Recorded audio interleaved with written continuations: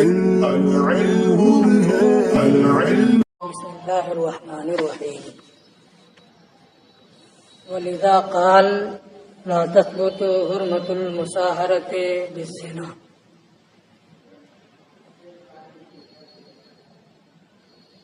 ہمارے فقہائے احناف نے نہی کے بارے میں تفصیل کی ہے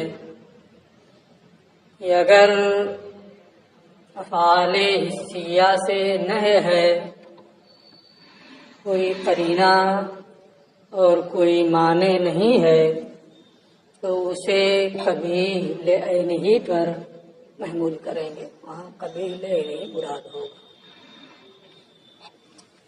اور اگر نہی امور شرعیہ اور افعال شرعیہ سے ہے، کوئی قرینہ اور کوئی معنی موجود نہیں ہے، تو عمومی طور پر کبھی لغیرہ وصفی پر محمول ہوگا۔ ہر ایک کی مثال بھی انہوں نے پیش کی ہے اپنے مذہب کے مطابق۔ امور حسیہ امور شرعیہ کی تفصیل بھی کی ہے، اس سے پہلے کے دروس اس کے لیے آپ سن سکتے ہیں۔ آخر میں انہوں نے یہ بیان کیا تھا کہ امام شافعی رحمۃ اللہ تعالی علیہ نہی کو چاہے وہ امور شرعیہ سے متعلق ہو یا افعال حسیہ سے متعلق ہو، کبھی لعینہ ہی مانتے ہیں۔ ان کی جانب سے ان کی دو دلیلیں بھی ذکر کی تھیں، اور ساتھ ہی ان دونوں دلیلوں کا جو جواب ہے یہاں صرف اشارہ کیا تھا، ما سبق میں تفصیل سے ان کا جواب بھی موجود ہے۔ یہاں سے امام شافعی رحمۃ اللہ تعالی علیہ کے مذہب کی کچھ تفریعات یہ پیش کر رہے ہیں۔ اسی وجہ سے امام شافعی رحمۃ اللہ تعالی علیہ نے فرمایا زنا سے حرمت مصاہرت ثابت نہیں ہوگی، دامادی کا جو رشتہ ہوتا ہے وہ ثابت نہیں ہوگی۔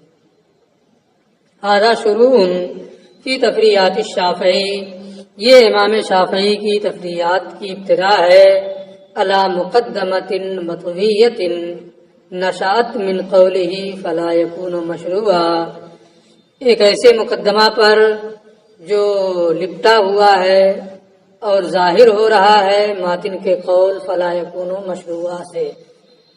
اوپر جو بیان ہوا تھا کہ مشروع نہیں رہے گا، جب نہ ہے ہو تو وہ مشروع ہو کر باقی نہیں رہے گا۔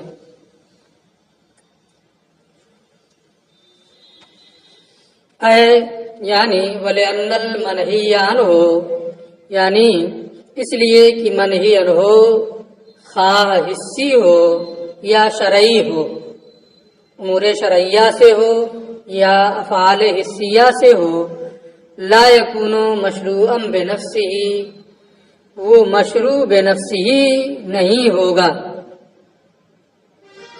ولا سببا لمشروع آخر، کسی دوسرے کے مشروع ہونے کا سبب بھی نہیں ہوگا، کبھی لعینہ نہیں ہوگا، نہ خود مشروع ہوگا اور نہ اس کی بنیاد پر کوئی مشروع ہوگا۔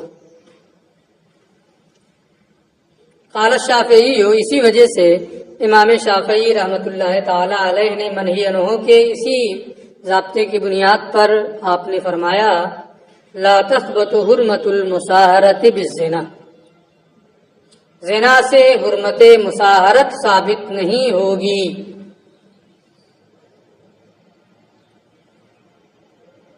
لأن الزنا حرام، اس لیے کہ زنا حرام ہے، معصیت نافرمانی ہے، فلا یکون سببا لنعمت ہی حرمت المصاہرہ، لہذا وہ خود بھی غیر مشروع ہوگا اور کسی مشروع کا سبب بھی نہیں بنے گا، یعنی یہ صحیح بھی نہیں ہوگا اور اس کی بنیاد پر کوئی مشروع چیز جیسے حرمت مصاہرت ہے وہ حاصل ہو جائے، وہ بھی نہیں ہوگی۔ فلا یکون سببا لنعمت ہی حرمت المصاہرہ، لہذا یہ کسی نعمت کا بھی سبب نہیں ہوگا، وہ نعمت حرمت مصاہرت ہے، کیونکہ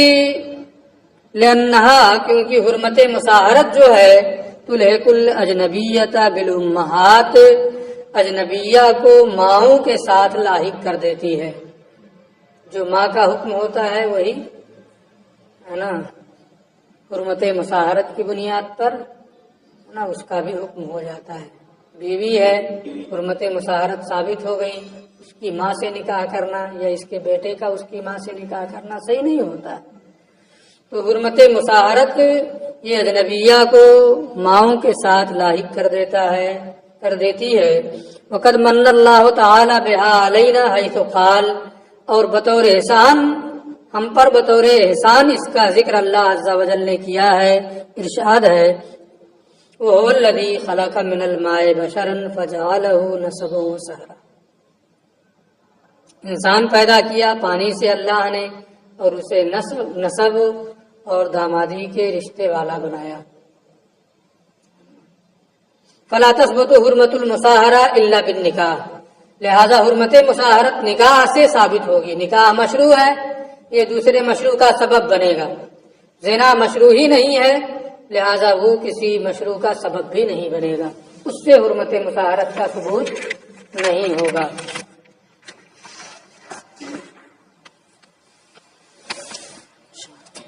اور حرمت مصاہرت جو نکاح سے ثابت ہوتی ہے وہ ہے اربع حرمات، یہ 4 حرام ہیں، 4 چیزیں حرام ہوتی ہیں۔ حرمت ابی الواتی و ابنہ علی الموتوہ، موتوہ پر وتی کرنے والے کے باپ کا باپ اور اس کا بیٹا حرام ہو جاتا ہے، یعنی موتوہ سے واتی کا باپ یا اس کا بیٹا نکاح نہیں کر سکتا ہے۔ وہ حرمت ام الموتوۃ و بنتہا علی الواتی، اور موتوہ کی ماں اور اس کی بیٹی وتی کرنے والے پر حرام ہو جاتی ہے، موتوہ کی بیٹی سے یا اس کی ماں سے کوئی وتی کرنے والا نکاح کرنا چاہے نہیں کر سکتا ہے، یہ حرمت مصاہرت ہے۔ فہذہ الحرمات الاربع، یہ 4 حرمات امام شافعی رحمت اللہ تعالی علیہ کے نزدیک لا تتعلق الا بالوتی الحلال، یہ وتی حلال ہی سے متعلق ہیں، یعنی نکاح کیا وتی کیا، تو اب موتوہ کی بیٹی اور اس کی ماں واتی پر حرام ہو جائیں گی، اور واتی کا باپ اور اس کا بیٹا موتوہ پر حرام ہو جائیں گے، اور یہ نکاح حلال وتی حلال ہی سے یہ حرمت آئے گی۔ وعندنا، اور ہمارے نزدیک کما تثبت بالنکاح، جس طریقے سے حرمت مصاہرت نکاح سے ثابت ہو جاتی ہے، تثبت بالزنا و دواعی ہے، زنا اور اسباب زنا،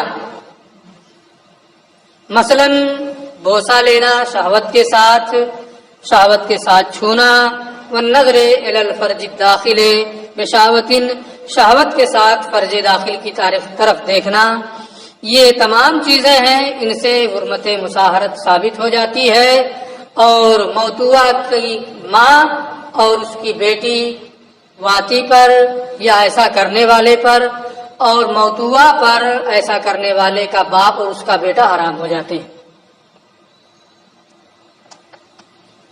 وذالک، اس کی وجہ یہ ہے لأن کی دوائی زنا جو ہیں، اسباب زنا جو ہیں، ان سے بھی یہ چیز ثابت ہو جاتی ہے. زنا میں تو نہیں کوئی کلام ہے، اسباب والے پر یہ گفتگو کر رہے ہیں، اس لیے کہ اسباب زنا جو ہیں یہ زنا کی جانب لے جانے والے ہوتے ہیں، اور زنا جو ہے یہ مفضی الی الولد ہوتا ہے. والولد هو الاصل فی استحقاق الحرمات، اور لڑکا ہی حرمت کے مستحق ہونے میں اصل ہے. تو جیسے موتوا ہوتی ہے وطی حلال کی بنیاد پر لڑکا ہوتا ہے، اس کی وجہ سے ہے نا، چونکہ وہاں بھی وطی ہوتی ہے، وطی یہ مفضی الی الولد ہوتی ہے، اور ولد یہ ان حرمات کا سبب ہوتا ہے. ایسے ہی یہاں بھی ہے، زنا ہے نا، دوائی زنا ہے، اور یہ مفضی، اگر دوائی زنا تو وہ مفضی الی زنا ہے، اور پھر زنا یہ مفضی الی الولد ہے. دوائی ہے تو دوائی یہ مفضی الی الزنا، اور زنا یہ مفضی الی الولد ہے. تو ولد تو آ جا رہا ہے جو حرمت کا سبب ہے.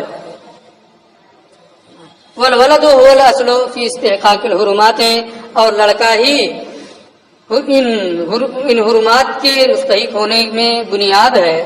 یحرم علی الولد اولا، یعنی لڑکے پر اولا وطی کرنے والے کا باپ اور اس کا بیٹا حرام ہو جاتا ہے. اذا کانت انثى، جبکہ وہ مؤنث ہو. وہ ام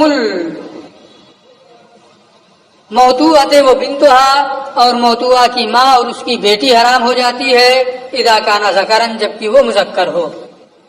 اگر لڑکا مذکر ہے تو ایسی صورت میں موتوعہ کی ماں اور اس کی بیٹی اس لڑکے پر حرام.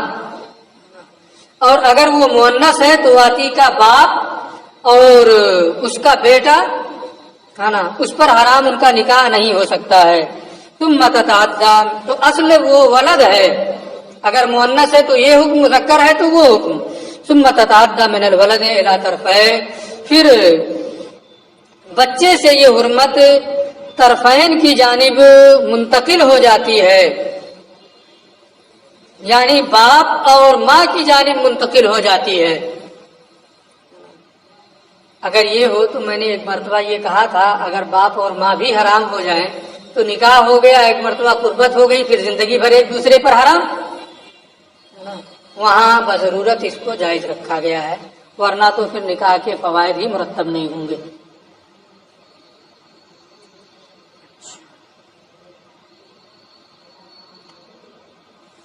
فتحرم قبیلۃ المرأۃ علی الزوج، اور پھر عورت کا خاندان جو ہے وہ شوہر پر، اور شوہر کا جو خاندان ہے وہ عورت پر حرام ہو جاتا ہے. نہیں، عورت کے اصول و فروع جو ہیں وہ شوہر پر، شوہر کے اصول و فروع جو ہیں وہ عورت پر حرام ہو جاتے ہیں. لأن الولد نشا جزئیتا و اتحادا بینہما، اس لیے کہ لڑکے نے ان دونوں کے درمیان جزئیت اور اتحاد پیدا کر دیا.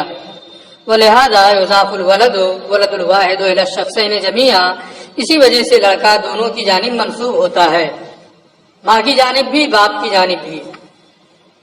فسارا کأن الموتوعۃ جزء من الواتی، تو یہ ایسے ہو گیا گویا موتوعہ یہ واتی کی جز ہے اور واتی یہ موتوعہ کا جز ہے.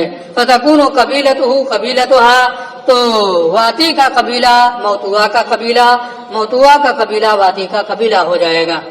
فعلی ھذا کان ينبغي ان لا يجوز وطی الموتوعۃ مرۃ اخرى. اب وہی اعتراض جو میں نے ابھی بتایا ہے، اس تقدیر پر تو ہونا یہ چاہیے کہ موتوعہ کا وطی کرنا، موتوعہ سے دوسری مرتبہ وطی کرنا جائز نہ ہو. ایک مرتبہ وطی کر لیا پھر وہ ہمیشہ کے لیے حرام ہو جائے نا، جز ہو گئی اس کی. یہ کہتے ہیں ولیکن انما جاز ذالک دفعا للحرج، یہ حرج کو ختم کرنے کے لیے جائز ہے، ورنہ تو نکاح کے فوائد ہی مرتب نہیں ہوں گے. وَقَدْ تَتَعَدَّى هَذِهِ مِنَ الزِّنَا إِلَى أَسْبَابِهِ، اسی طریقے سے جیسے یہ موتوعہ میں ہوتا ہے، وطی حلال میں ہوتا ہے، اسی طریقے سے یہ زنا سے اس کے اسباب کی جانب متعدی ہوگا. فالزنا واسبابہ انما یفید حرمت المصاہرۃ بسبب بواسطۃ الولد، تو زنا اور اسباب زنا یعنی دوائی زنا یہ حرمت مصاہرت کا فائدہ دیتے ہیں لڑکے کے واسطے سے. لا من حیث انہ زنا، اس حیثیت سے کہ وہ زنا ہے، یہ حیثیت نہیں ہے، بلکہ اس حیثیت سے کہ درمیان میں لڑکا ہے۔ تو جو منہی عنہ ہے زنا، وہ نعمت پانے کا سبب نہیں ہے، جو مامور بھی ہے وہ نعمت پانے کا سبب ہے۔ منہی عنہ کیا ہے؟ زنا، لڑکے کا کیا قصور؟ تو زنا یہ حرمت مصاہرت کا سبب نہیں ہے، بلکہ اس کی بنیاد پر لڑکا ہو یا جزیت پالی گئی ہے نا، وہ حرمت مصاہرت کا سبب ہے۔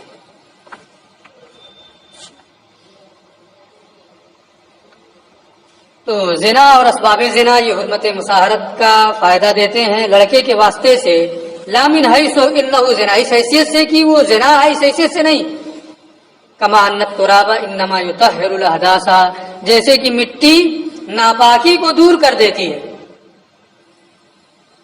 کیا مٹی ہونے کی حیثیت سے نہیں، پانی کے قائم مقام ہونے کی وجہ سے، لحاظ قیام ہی مقام الماء لا من حیث نفسہ، اس حیثیت سے کہ وہ پانی کے قائم مقام ہے، اس حیثیت سے نہیں کہ بذات خود نہیں، لا من حیث نفسہ، بذات خود وہ پاکی نہیں دیتی ہے۔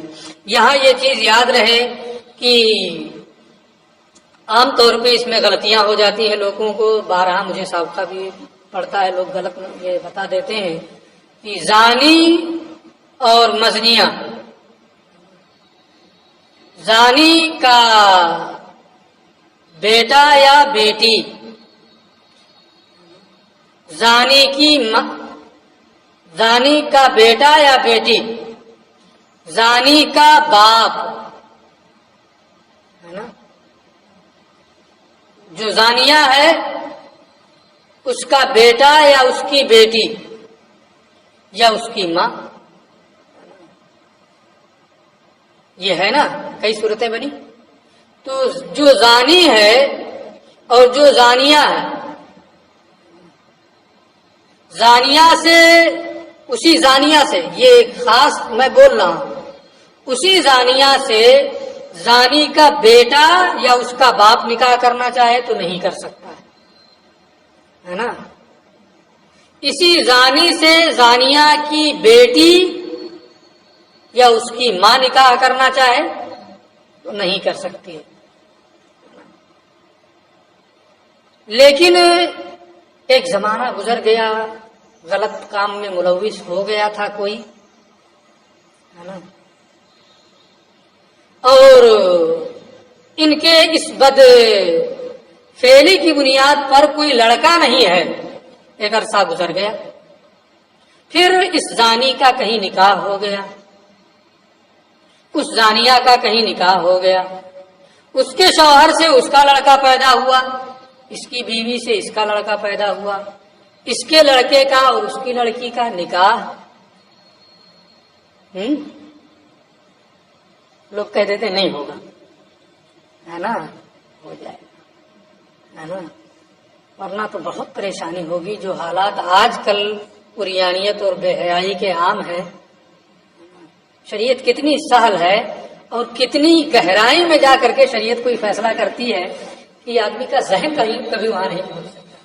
ان حالات میں اگر اس کا حکم ہوتا تو کس طرح سے بے حیائی اور عام ہو جاتی۔ شریعت نے اس کو حرام نہیں کیا، بلکہ نا، میں آپ کو ایک مثال دوں، بات آ گئی ہے نا، آج آخری سبق ہے، ٹائم بھی کم ہے اور پڑھانا بھی زیادہ ہے نا۔ اگر کسی نے کسی سے نکاح کیا، وہ اس کی موتوعہ بیوی ہے، طلاق دے دیا، پھر وہ کہیں اور جا کر کے نکاح کر لے، یہ شوہر کسی اور سے نکاح کر لے، اس کی موتوعہ بیوی سے اس کے دوسرے شوہر سے کوئی لڑکا پیدا ہو، ذہن سے قریب کرنے کے لیے میں کر رہا ہوں، اس کی دوسری بیوی سے شوہر کے کوئی لڑکا پیدا ہوا، اس کے لڑکی پیدا ہوئی، تو اپنی اسی موتوعہ بیوی کی لڑکی سے اپنی دوسری بیوی کے لڑکے کا نکاح اگر وہ کرنا چاہے، کر سکتا ہے کہ نہیں کر سکتا ہے؟ میں بہت دور کی مثال تو نہیں ذکر کر رہا ہوں، بہت آسان مثال ہے، کر سکتا ہے کہ نہیں کر سکتا ہے؟ کر سکتا ہے نا تو جب خود اپنی موتوا بیوی ہے اس کو طلاق دے دیا، کہیں نکاح ہو گیا، اس سے لڑکی پیدا ہوئی، اس کی دوسری بیوی ہے، اس سے لڑکا پیدا ہوا، جب ان کا نکاح آپس میں ہو سکتا ہے تو زنا میں، جبکہ وہ لڑکے اور لڑکی جو بھی لڑکا زانیہ سے ہوا ہے اس کا زنا سے ہونا متعین نہ ہو، اگر متعین ہو گیا تب نہیں ہوگا، ہے نا، بعد میں ہوا ہے نا، زنا سے ہونا اس کا متعین نہیں ہے، تو اس زانی کے لڑکے سے اور اس کی لڑکی سے نکاح ہونا بدرجہ اولا درست ہوگا۔ اس لیے اس پر خصوصی توجہ رہے، ہے نا۔ ہوتا کیا ہے کہ اس مسئلے کو یہاں پڑھ لیا اور شروع میں تھوڑی سی بحث آئی ہے نا، وہاں پڑھ لیا تو بچے کیا کرتے ہیں، آج ہی سے مسئلہ بتانا شروع کر دیتے ہیں کہ زانی اور زانیہ کے اصول و فروع سب خاندان کے لوگ ایک دوسرے پر حرام ہو گئے، ہوتا ہے کہ نہیں؟ اس لیے اس باریک نقطے پر توجہ ہونی چاہیے، ایسا نہ ہو کہ عجلت میں آپ مسئلہ بتائیں۔ مسئلہ بتانے کا حق ایک مفتی کو ہے، آسان بھی آپ کو لگے تو جب تک کسی مستند فتوے یا راجح قول کے مطابق کسی مفتی کے فتوے میں نہ دیکھ لیں، اس وقت تک مسئلہ بتانے کے حقدار نہیں، ہے نا۔ آپ کو ابھی آپ پر فرض نہیں ہے کہ آپ مسئلہ بتائیں، آپ کوئی پوچھتا ہے تو کہہ دیں کہ جائیں، مدرسہ آپ کا کھلا ہوا ہے، بڑے بڑے مفتیان کرام ہیں، وہاں پوچھے، ابھی تو ہم پڑھ رہے ہیں، جب پڑھ لیں گے تب بتائیں گے آپ کو، ہے نا۔ آخری سبق ہے اس لیے کچھ تفصیل کر رہے ہیں، ٹائم بھی ہو رہا ہے نا، کہاں چلا گیا۔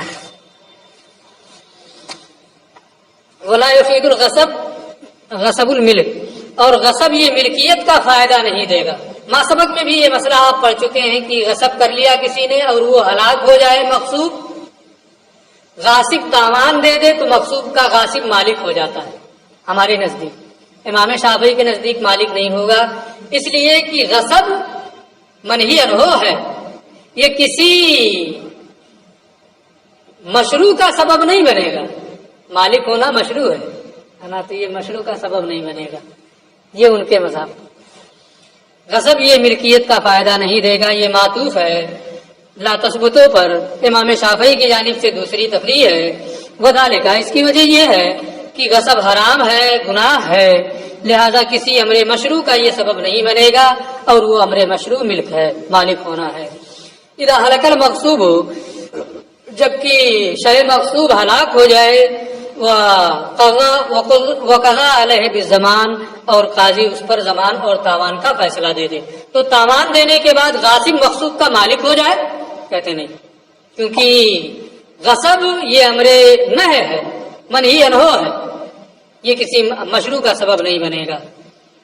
وعندنا، ہمارے نزدیک، یملک الغاصب المغصوب بعد الزمان، تاوان دینے کے بعد غاصب مغصوب کا مالک ہو جائے گا،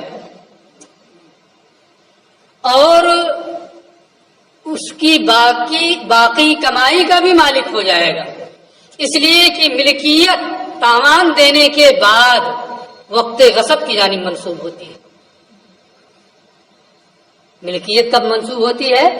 جب سے غصب کیا ہے اسی وقت سے منسوب ہوتی ہے نا۔ غصب کیا، غلام ہلاک ہو گیا، 150 کما کر کے اسے دے بھی گیا تھا، ہلاک ہو گیا غلام، ہے نا۔ اب فیصلہ ہوا کہ تاوان دو، تاوان دے دیا، تو جو کما کر کے اسے دے گیا تھا وہ بھی مالک کو واپس کرے گا کہ نہیں؟ ہمارے پاس کہتے نہیں، واپس نہیں کرے گا نا، وہ غلام کا مالک ہو گیا، غلام کی کمائی کا بھی مالک ہو گیا، ہے نا، کیونکہ تاوان دے چکا ہے، وہ تاوان دے دیا، وہ مالک ہو گیا۔ اور اگر اس کو بیچ چکا تھا، ہے نا، مشتری کے پاس جا کر کے وہ مغصوب غلام ہلاک ہو گیا، غاصب سے مطالبہ ہوا، اس نے تاوان دے دیا، تو اس کی وہ بے نافذ ہو جائے گی، اس کی وہ بے نافذ ہو جائے، وینفذ بیعہ الماضی، اور اس کی گزشتہ بے نافذ ہو جائے گی۔ کیوں ہم یہ کہتے ہیں لأنہ لو لم یملک الغاصب المغصوب، کیونکہ غاصب اگر مغصوب کا مالک نہ ہو، بل بقی فی ملک المالک، بلکہ وہ مغصوب مالک ہی کی ملکیت پر باقی رہے، جو مالک ہے نا، اصل مالک اسی کی ملکیت پر وہ باقی رہے تو تب تو بہت عجیب و غریب صورت پیش آ جائے گی جس کی کوئی نظیر نہیں. یعنی مثال کے طور پہ میں نے ہی غصب کر لیا، غلام ہلاک ہو گیا، غلام میں نے تاوان دے دیا آپ کو، اور کہا کیا جا رہا ہے کہ غلام مالک ہی کا ہے. ابھی تاوان دے دیا تو تاوان کا بھی وہی مالک، یعنی قیمت کا بھی مالک، غلام کا بھی مالک، دونوں کا وہی مالک. ہم کیا، دونوں چیزیں اس کی ملکیت میں جمع ہو جا رہی ہیں، تاوان بھی غلام بھی. اس لیے کہ اگر غاصب مغصوب کا مالک نہ ہو بلکہ وہ مالک کی ملکیت ہی میں باقی رہے، لجتمال بدلان کی ملکی، تو دونوں بدل مالکی کی ملکیت میں اکٹھا ہو جائیں گے. وہ اصل و ماز زمان، یعنی اصل بھی اور زمان بھی. وذالک لا یجوز، اور یہ نہیں ہو سکتا ہے کہ دونوں اس کی ملکیت میں آئے، ایک رہے گا تاوان یا غلام. تو جب ہمارے مذہب کے مطابق غاصب یہ تاوان دینے کے بعد اس کا مالک ہو جاتا ہے، فلما مالک الزمانہ، تو جب مالک تاوان کا مالک ہو گیا ہے نا، یجب ان یملک الغاصب المغصوب، مالک کو تاوان دے دیا اس نے، وہ تاوان کا مالک ہو گیا، تو ضروری ہے کہ غاصب مغصوب کا مالک ہو جائے تاکہ اجتماع نہ لازم آئے. فالزمان، اب یہ زمان جو دیا جاتا ہے تاوان، امام شافعی کہتے ہیں کہ جو قبضہ مالک کا فوت کیا ہے غاصب نے، تاوان اس قبضے کے عوض دیا جاتا ہے.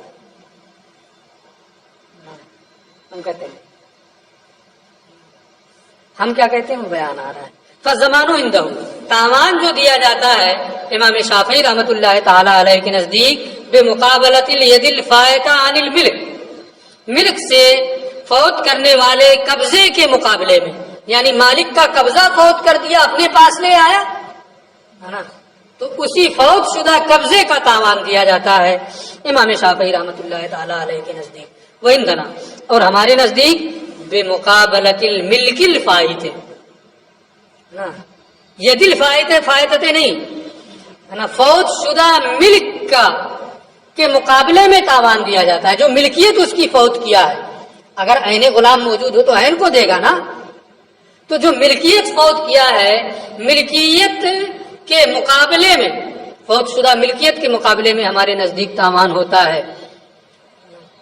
جب فوت شدہ ملکیت کے مقابلے میں تاوان ہے، ملکیت کا تاوان دے دیا تو خود مالک ہوگا نا، اگر خود مالک بھی نہ ہو تو اسی کے پاس دونوں چیزیں چلی جائیں گی. ہاں، مدبر میں ہم امام شافعی کے ساتھ ہیں. مدبر کا بیان آپ نے قدوری میں پڑھا ہے، جس کو اس کے آقا نے یہ کہہ دیا ہو کہ میرے مرنے کے بعد تم آزاد ہو، تو وہاں ہم وہی کہتے ہیں جو امام شافعی نے کہا ہے، کیونکہ آپ قدوری میں یہ پڑھے ہیں کہ جو مدبر غلام ہوتا ہے وہ قابل انتقال نہیں ہوتا، اس کو بیچا نہیں جا سکتا ہے. تو یہاں ایک دوسری وجہ ہے جس کی وجہ سے یہ کہا گیا کہ وہاں فوت شدہ قبضے کا تاوان ہوتا ہے مدبر میں، کیونکہ یہ قابل انتقال نہیں ہے، اس کی بیع و شرع نہیں ہو سکتی، اس لیے ہم اس میں ان کے ساتھ ہیں. لیکن ساتھ ہونے کی وجہ دوسری ہے نا. الا پھر مدبر، مگر مدبر میں فإنه إذا غصب رجل مدبر أحد، کیونکہ جب کوئی آدمی کسی کا مدبر غصب کر لے، وهلك في يده، اور وہ مدبر اس کے قبضے میں ہلاک ہو جائے، يضمنه، تو اس مدبر کا اسے وہ تاوان دے گا، ولا يملكه، مدبر کا مالک نہیں ہوگا کیونکہ وہ قابل انتقال ہی نہیں.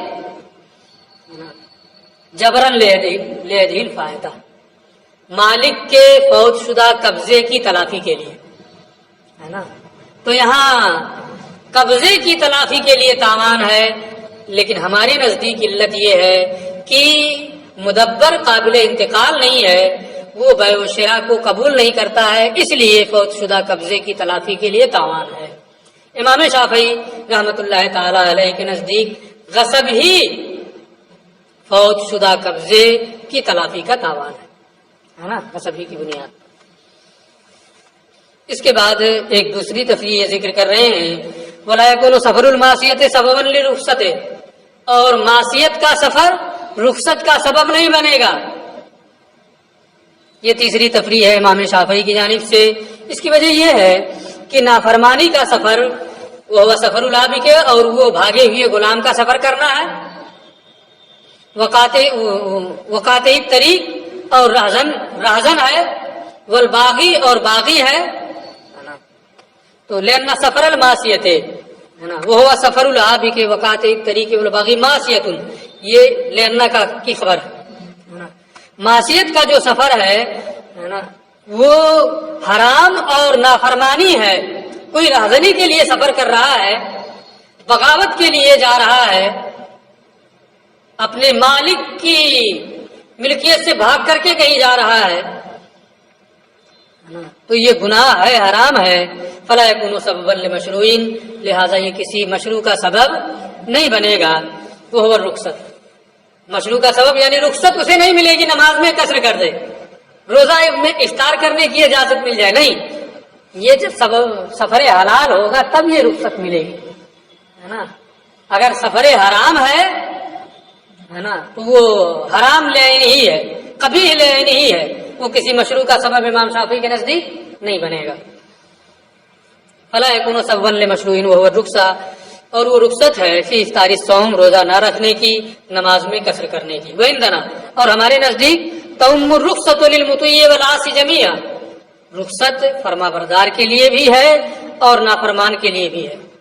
لأن السفر لیس قبیحا، سفر فی نفسہ ہی قبیح ہے، وہ تو ایک وصف کی بنیاد پر قبیح ہو گیا، اور یہاں وصف بھی وصف لازم نہیں ہے نا، بلکہ وقت ندا میں بے کرنے کی طرح سے نا وصف مجاور ہے نا۔ ہر سفر کیا معصیت ہی ہوتا ہے، جدا بھی ہوتا ہے، تو یہ وصف لازم نہیں ہے، کیونکہ سفر یہ کبھی لعین ہی نہیں ہے اپنی ذات میں، اس کی ذات میں کوئی قبح نہیں ہے، بلکہ قبح تو وہ المعصیت ہو، وہ نافرمانی ہے نا، کبھی نافرمانی ہے۔ مجاور لوگ جو اس سفر کے ساتھ ہو گیا ہے کبھی اس سے جدا بھی ہو جاتا ہے نا، سفر سے نافرمانی جدا ہوگا کہ نہیں ہوگا؟ آپ سفر کر کے علم دین حاصل کرنے کے لیے آتے ہیں، یہ سفر معصیت ہے، سفر ہے کہ نہیں؟ تو کبھی ایک ساتھ ہوگا کبھی نہیں ہوگا۔ فیصلو سببا للرخصۃ، لہذا جب وہ کبھی لذات ہی نہیں ہے بلکہ ایک وصف مجاور کی بنیاد پر اس میں قبح آیا ہے، تو یہ رخصت کا سبب بنے گا، چاہے جو بھی سفر ہو۔ یہ تفریح بھی پوری ہو گئی۔ پھر اس کے بعد ایک اور تفریح یہ ذکر کر رہے ہیں، اسی پر آپ کی کتاب بھی ختم ہو جائے گی، کتاب نہیں، آپ کا درس اور آپ کا نصاب پورا ہوگا، باقی تو پڑھنا ہی ہے۔ وَلَا يَمْلِكُ الْكَافِرُ مَالَ الْمُسْلِمِ بِالِاسْتِيلَاءِ، اور کافر غلبہ کی بنیاد پر مسلمان کے مال کا مالک نہیں ہوگا۔ استیلاء تفریح رابع للشافعی، یہ امام شافعی کی جانب سے چوتھی تفریح ہے۔ وذالک، اس کی وجہ یہ ہے لأن استیلاء الکافر علی مال المسلم، اس لیے کہ غیر مسلم کا مسلمان کے مال پر غلبہ، واحرازہ بدار الحرب، اور اسے دار الحرب میں داخل کر لینا، لے کر چلے جانا، امر حرام، یہ حرام ہے، اور جب حرام ہے تو یہ کسی مشروع یعنی ملکیت کا سبب نہیں بنے گا، لہذا اگر لے کر چلا بھی جائے پھر بھی وہ اس کا مالک نہیں ہوگا۔ اس کی بہت ساری مثالیں آپ نے قدوری میں پڑھ لی ہوں گی۔ اپنے مذہب کے مطابق وہاں اختلافات چونکہ نہیں بتائے جاتے ہیں، اس لیے پڑھانے والا بہت اختصار سے کام لیتا ہے۔ ایک مسئلہ آپ نے پڑھا ہوگا کہ اگر کوئی کسی کا مال ہے نا غیر مسلم یہاں سے لے کر کے دارالحرب چلا جائے غلبہ کر کے، اور پھر وہاں مسلمان جائیں اسے فتح کر لیں، پھر وہ غنیمت میں مل جائے تو جس کا تھا وہ چاہے کہ لے لے، پڑھا ہے نا مسئلہ یہ، تو یہ سب اسی سے متعلق ہے نا۔ ہمارے نزدیک وہ اپنے مذہب کے مطابق ہے، امام شافعی کے نزدیک وہ مالک نہیں ہوا تو لے سکتا ہے نا، لیکن یہ ساری تفصیلات وہاں اگر بتائی جائیں تو ثالثہ والوں کا دماغ آؤٹ ہو جائے گا، ہوگا کہ نہیں ہوگا؟ بچے تو یہ سوچتے ہیں، بہت کم بتا رہے ہیں کہیں کہیں، ہے نا، کہیں کہ ان کو احساس ہوتا ہے کہ زیادہ بتا رہے ہیں، لیکن ایک پڑھانے والا ہی سمجھ سکتا ہے کہ کہاں کیا بتانا ہے اور کہاں کیا نہیں بتانا ہے۔ اسے تجربہ ہوتا ہے کہ ہم اس کو بتائیں گے تو یہ سمجھ پائے گا کہ نہیں سمجھ پائے گا، اور آگے یہ چیزیں آئیں گی کہ نہیں آئیں گی۔ ممکن ہے آپ کو پڑھانے والے نے بھی کہا ہو کہ بعد میں اس کی تفصیلات آپ پڑھیں گے، ہے نا۔ میری تو عادت تھی، میں جب قدوری پڑھاتا تھا تو کہہ دیتا تھا کہ اس کی تفصیلات آپ بعد میں پڑھیں گے، یہاں میں جتنا بتا رہا ہوں اتنا یاد رکھیں، ہے نا۔ تو وہ اس کو پڑھاتے وقت میں کہتا تھا، ایک زمانہ ہو گیا، اب اس سال پڑھایا ہوں، پھر بہت زمانے کے بعد تم لوگوں کو نہیں پڑھایا ہوں گا میں، لیکن بہت دن تک میں قدوری پڑھایا ہوں، تو اس میں کہہ دیتا تھا۔ تو یہ ساری وجہیں ہوتی ہیں۔ تو کبھی بھی درسگاہ میں مدرس کے بارے میں یہ نہیں سوچنا چاہیے کہ کم بتایا ہے نا، وہ ضرورت کے مطابق تمام چیزیں آپ کو بتاتا ہے، لیکن جو ایسی ہوتی ہیں کہ آپ کے معیار کے اوپر ہے، آپ کو بعد میں وہ چیزیں ملیں گی تو ان کو وہ آمدن چھوڑ دیتا ہے، ایسا نہیں کہ اسے معلوم نہیں ہوتا ہے، کوئی بھی مدرس ہے نا۔ اور جو مدرس ایسا نہ ہو، اشرفیہ میں تو سب کے سب اس کے بلکہ اس سے بھی زیادہ کے اہل ہیں، ہے نا۔ اشرفیہ میں جتنے بھی ہیں، کوئی بھی ہو، ہے نا، کسی کی کوئی تخصیص نہیں ہے، اس سے بھی زیادہ کے اہل ہیں، اور جو اس کا اہل نہ ہو اسے مدرس نہیں بننا چاہیے، ہے نا۔ اگر بچوں کا حق ادا نہ کر سکے تو بہتر یہ ہے کہ جتنا حق ادا کر سکتا ہے اتنا ہی کرے، اپنے حد سے تجاوز نہ کرے۔ جب وہ حد سے تجاوز کرے گا تو گڑبڑی آئے گی، اس کا خیال ہونا چاہیے۔ اس لیے میں بار بار یہ کہتا ہوں کہ آپ پڑھ رہے ہیں تو محنت سے پڑھیں، آپ کے اندر وہ صلاحیت آئے کہ آپ اپنے بچوں کو جو آپ کے شاگرد بنے ان کو ڈھنگ سے پڑھا سکیں اور آپ کا فیضان عام اور تام۔ لیکن اگر آپ محنت نہیں کریں گے تو ظاہر سی بات ہے صلاحیت نہیں ہوگی تو بتانا کچھ رہے گا، بتا دیں گے کچھ، حکم کچھ ہوگا، سمجھا دیں گے کچھ، ہوگا الٹا سیدھا کہ نہیں ہوگا۔ اس لیے اپنا 9 سال یا جو بھی کورس ہوتا ہے اس کو محنت سے پڑھنا چاہیے۔ کہاں چلا دیا بھائی؟ حرام اور ممنوع ہے، فلا یصلح ان یکون سببا لملک ہی، لہذا وہ سبب ملک نہیں بنے گا، ہے نا۔ وہ عندنا، اور ہمارے نزدیک یکون ذالک سببا لملک ہی، یہ سبب ملک بنے گا، لأن الحفظ انما یکون بالملک، اس لیے کہ حفاظت ملکیت اور قبضے کی بنیاد پر ہوتی ہے، مالک ہو قبضے میں ہو تو آدمی حفاظت کرے گا، جب ملکیت بھی نہیں رہی، قبضہ بھی نہیں رہا، لے کے چلے گئے تو پھر کہاں سے وہ ملکیت باقی رہے گی، کہاں سے حفاظت ہوگی۔ فَإِذَا أَخَذُوهُ، تو جب انہوں نے لیا اور اپنے دار میں لے کر چلے گئے، فَاتَى مِنَّ الْيَدِ وَالْمِلْكِ، تو قبضہ بھی گیا ملکیت بھی گئی، فَكَانَ اسْتِيلَاؤُهُمْ عَلَى مَحَلٍّ غَيْرِ مَعْصُومٍ بَكَانَ، تو بقا کے اعتبار سے ان کا استیلا محل غیر معصوم پر ہوا، ہماری ملکیت ہی نہیں ہے، ہمارا قبضہ ہی نہیں ہے۔ وَإِنْ كَانَ معصومًا ابتداء، اگرچہ ابتداء وہ معصوم تھا جبکہ ہماری قبضہ اور ہماری ملکیت میں تھا۔ فَيَمْلِكُونَهُ، لہذا وہ اس کے مالک ہو جائیں گے۔